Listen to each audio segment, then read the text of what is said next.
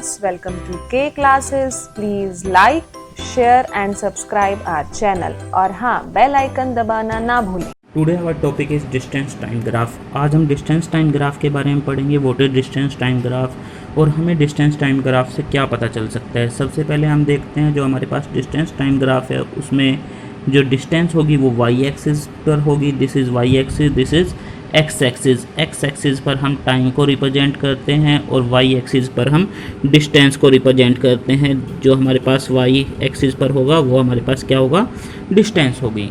तो distance time graph का हमें जो फ़ायदा है वो क्या फ़ायदा है कि डिस्टेंस टाइम ग्राफ के स्लोप से हम पता कर सकते हैं आपकी स्पीड इंक्रीज हो रही है, डिक्रीज हो रही है, वो क्या उसमें हो रहा है, या आपकी स्पीड कांस्टेंट है, वो हम डिस्टेंस टाइम ग्राफ से पता कर सकते हैं। तो डिस्टेंस टाइम ग्राफ में अगर आपको स्पीड के इंक्रीज डिक्रीज या कांस्टेंट का पता करना है तो उसके लिए आपको सबसे पहले देखना पड़ेगा उसके स्लोप को।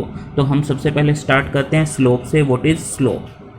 स्लोप को हम m से डिनोट करते हैं। It is a mathematical term और स्लोप होता है हमारे पास मैथमेटिक्स में हम स्लोप को रिप्रेजेंट करते हैं dy अपॉन में dx। इस dy अपॉन में dx का मतलब होता है change in y direction. Change in y direction जो आपके पास dy है उसका मतलब है change in y direction, dx का मतलब है change in x direction. Change in x direction means आपकी x डायरेक्शन में कितना चेंज हुआ है डिवाइड बाय वो आपकी y डायरेक्शन में कितना चेंज हुआ है डिवाइड बाय आपकी x डायरेक्शन में कितना चेंज हुआ है, और इसी को हम क्या बोलते हैं, स्लोप बोलते हैं। तो हमें पता करना है कि आपका स्लोप कब पॉजिटिव होता है, कब नेगेटिव होता है, कब इंक्रीजिंग होता है और कब डिक्रीजिंग होता है। तो हम बात करते हैं सबसे पहले, अगर आपको देखना है कि आपका स्लोप पॉजिटिव है या नेगेटिव है तो हम पॉजिटिव और नेगेटिव स्लोप से स्टार्ट करते हैं। पॉजिटिव और नेगेटिव स्लोप से पता करते हैं। अगर आपका एंगल को हम किससे रिप्रेजेंट करते हैं, थीटा से।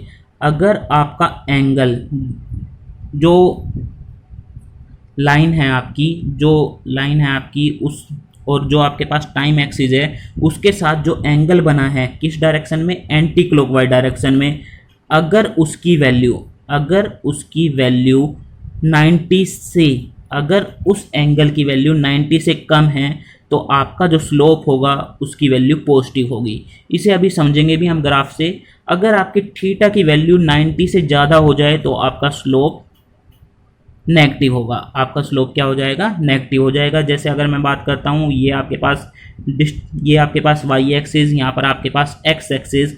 डिस्टेंस को मैं डिस से लिख देता हूँ, यहाँ पर लिख देते हैं हम टाइम।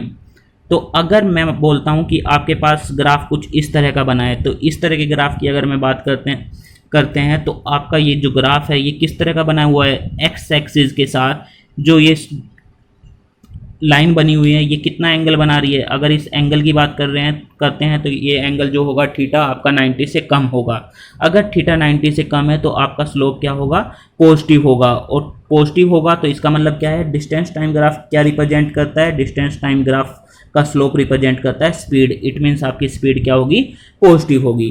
तो सेकेंड केस देखते हैं। अगर आपके पास डिस्टेंस टाइम ग्राफ है,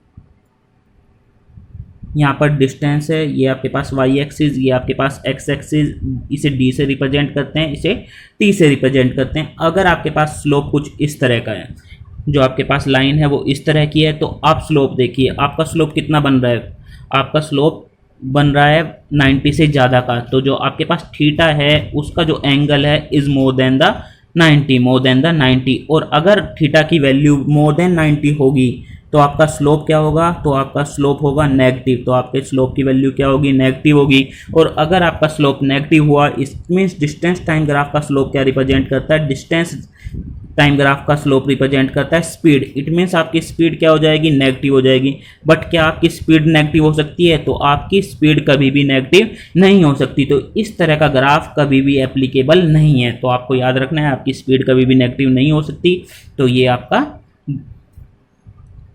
एप्लीकेबल नहीं है यहाँ पर। उसके बाद अगर मैं बात करता हूँ कि अगर कुछ ग्राफ इस तरह का हो जाए, अगर ग्राफ इस तरह का हो जाए, ये डिस्टेंस और ये टाइम, इट मीन्स आपकी डिस्टेंस चेंज नहीं हो रही है, आपकी डिस्टेंस चेंज नहीं हो रही तो एंगल कितना बन रहा है, 0 बन रहा है। अगर आपका एंगल 0 बनेगा तो इसका मतलब जो आपकी स्पीड है वो क्या है, 0 है। तो डिस्टेंस टाइम ग्राफ में आपकी स्पीड यहाँ पर क्या आ गई, 0 आ गई, क्योंकि आपकी डिस्टेंस ही चेंज नहीं हो रही। तो यहाँ पर स्पीड की वैल्यू कितनी आ गई है, 0 आ गई है। तो हमने यहाँ पर स्पीड की वैल्यू फाइंड आउट कर ली है।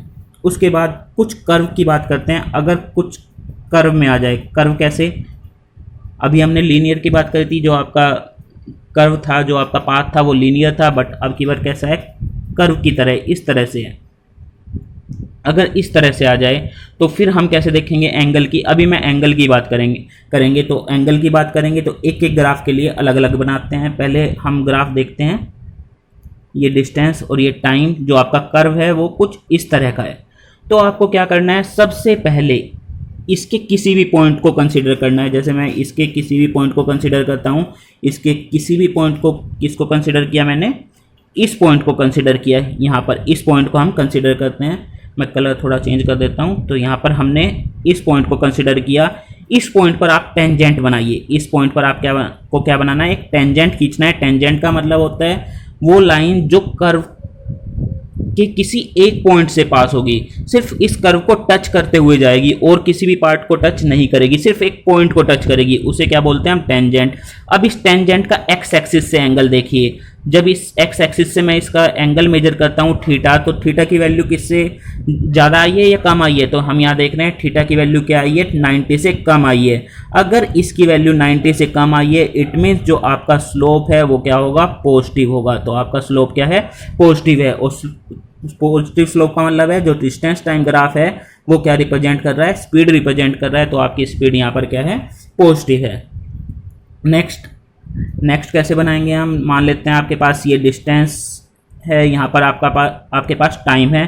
तो एक ग्राफ बनाते हैं इस तरह का। ये आपके पास ग्राफ बना दिया है, ये कर्व बना दिया है। कर्व में अब आपको देखना है क्या करना है, मैंने बताया था अभी क्या करना है, आपको एक पॉइंट कंसीडर करना है। इस पॉइंट से क्या करना है, एक टेंजेंट ड्रॉ करना है। इस टेंजेंट को ड्रॉ करने के बाद क्या करना है, जो लाइन आएगी उसका एंगल एक्स एक्सिस से, एक्स एक्सिस का मतलब यहाँ पर टाइम वाली एक्सिस से बात कर रहा हूँ मैं, डिस्टेंस वाली एक्सिस से नहीं, टाइम वाली एक्सिस से एंगल देखेंगे एंटी क्लॉकवाइज डायरेक्शन में। वो मेजर किया, उसे हम बोलते हैं थीटा। जब हमने उसे मेजर किया तो यहाँ पर इसकी वैल्यू कितनी दिखाई दे रही है, उसकी वैल्यू हमारी 90 से कम है। और अगर इसकी वैल्यू 90 से कम है, इट मीन्स जो हमारा स्लोप है उसकी वैल्यू क्या आ गई है, उसकी वैल्यू पॉजिटिव है। तो यहाँ पर भी हमारी स्लोप की वैल्यू क्या आ गई, पॉजिटिव। तो दोनों केस में हमारे पास जो डिस्टेंस टाइम ग्राफ है वो क्या बता रहा है, स्पीड बता रहा है। और वो कौन सी वैल्यू बता रहा है, पॉजिटिव वैल्यू बता रहा है, नेगेटिव वैल्यू उसकी नहीं बता रहा। तो यहाँ पे हमें किसकी वैल्यू पता चलती है, पॉजिटिव वैल्यू का पता चलता है। इसकी पॉजिटिव वैल्यू का हमें पता चल रहा है। तो यहाँ पर हमें किसकी वैल्यू का पता चला है, पॉजिटिव वैल्यू का पता चल गया है।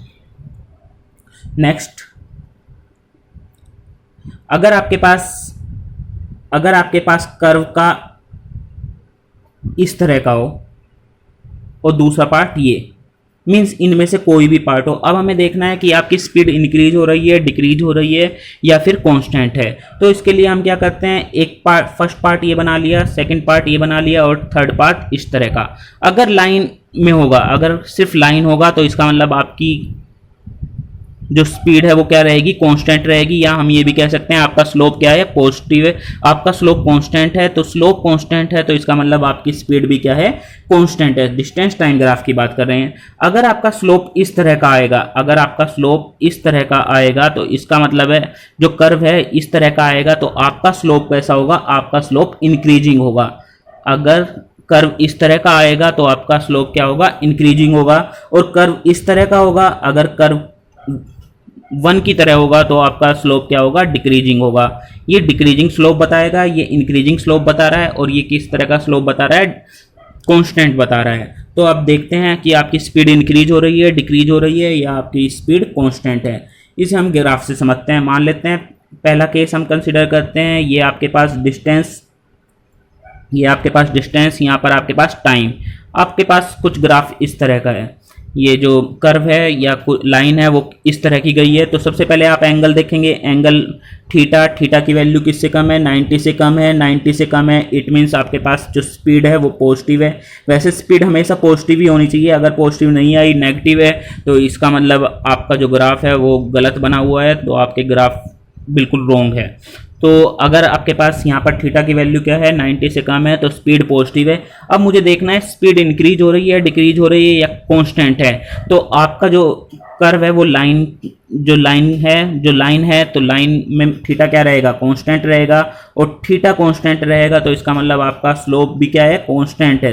तो थीटा कांस्टेंट है तो स्लोप भी क्या है आपका, कांस्टेंट है। और अगर आपका स्लोप कांस्टेंट है तो स्लोप कांस्टेंट होने का मतलब डिस्टेंस टाइम ग्राफ का स्लोप कांस्टेंट होने का मतलब स्लोप क्या रिप्रेजेंट कर रहा है इस डिस्टेंस टाइम ग्राफ का, स्पीड। तो आपकी स्पीड भी क्या है, कांस्टेंट है। तो यहाँ पर आपकी स्पीड भी क्या बन गई, कांस्टेंट बन गई। तो डिस्टेंस टाइम ग्राफ में अगर थीटा कांस्टेंट होगा तो स्पीड आपकी क्या होगी, कांस्टेंट होगी। नेक्स्ट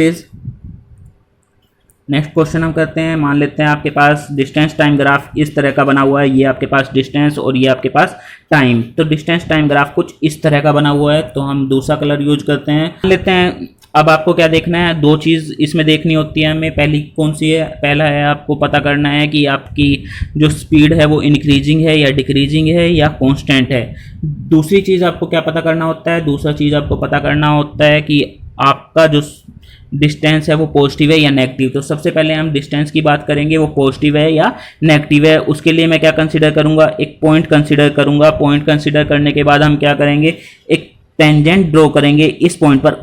अपने मर्जी से आप कोई भी पॉइंट कंसीडर कर सकते हो, मैं ये नहीं कह रहा कि यही पॉइंट कंसीडर करना है। इस कर्व पर कोई सा भी पॉइंट आप कंसीडर कर सकते हो, तो इस पर कंसीडर करिए। फिर उसके बाद एक्स एक्सिस से, एक्स एक्सिस कौन से वाली होगी, टाइम एक्सिस वाली।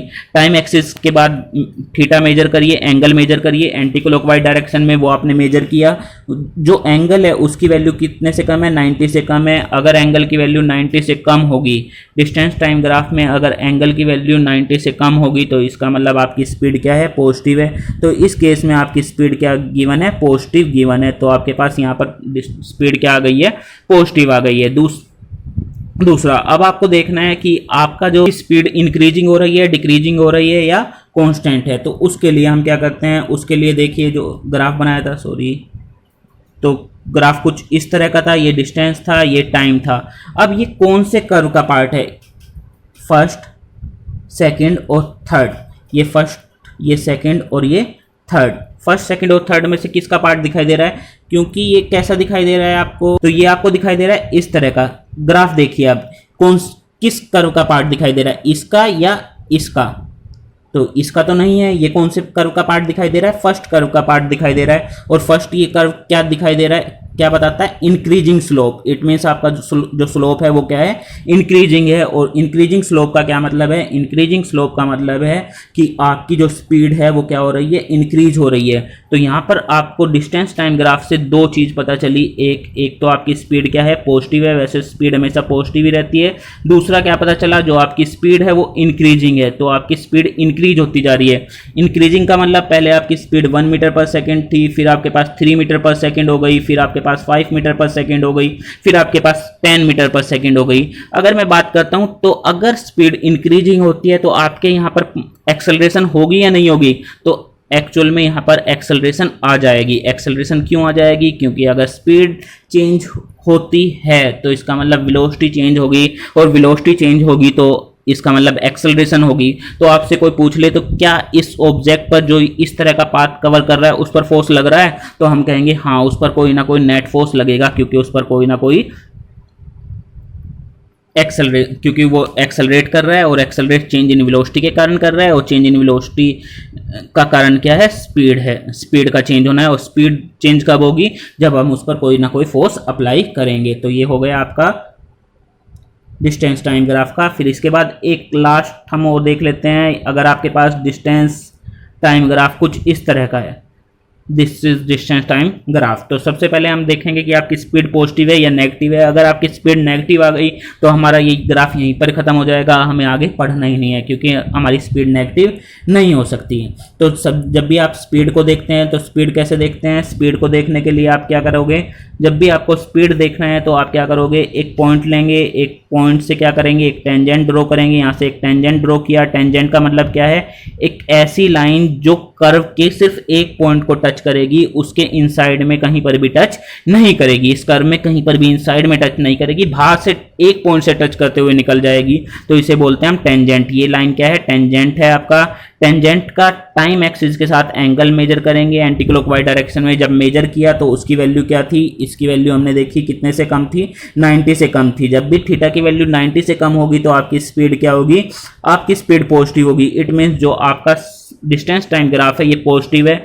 अब जब पॉजिटिव आ गया तो आपको देखना भी पड़ेगा कि आपकी जो स्पीड है वो इंक्रीजिंग है या डिक्रीजिंग है। तो उसके लिए हम देखते हैं अब ये स्पीड आपकी इंक्रीजिंग है या डिक्रीजिंग है। तो आप किस तरह से देखते हो इंक्रीजिंग या डिक्रीजिंग के लिए, जब भी आपको इंक्रीजिंग या डिक्रीजिंग की बात करते हैं तो अभी आज बताया था, अभी थोड़ी देर पहले हम कर्व का पार्ट देखेंगे, ये किस कर्व का पार्ट है। तो अब किस कर्व का पार्ट है उसके लिए मैं 3 कर्व बना लेता हूँ, first, second and third.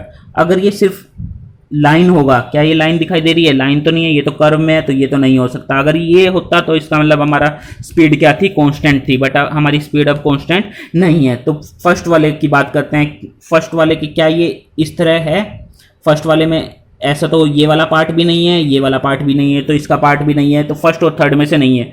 Second में से देखते हैं, सेकंड का इस तरह से, तो ये वाला पार्ट ऐसा है इसका सेकंड का, तो इसका मतलब हमारे पास जो ये कर्व है सेकंड पार्ट की तरह है। और सेकंड पार्ट क्या रिप्रेजेंट करता है, डिक्रीजिंग स्लोप। क्या रिप्रेजेंट करता है, डिक्रीजिंग स्लोप रिप्रेजेंट करता है। और अगर आपके पास डिक्रीजिंग स्लोप है तो इसका मतलब डिस्टेंस टाइम ग्राफ का डिक्रीजिंग स्लोप क्या रिप्रेजेंट करेगा, decrease in the speed. It means आपकी जो ऑब्जेक्ट की स्पीड है वो क्या होती जा रही है, डिक्रीज हो रही है। तो आपकी स्पीड क्या हो रही है, यहाँ पर डिक्रीज हो रही है।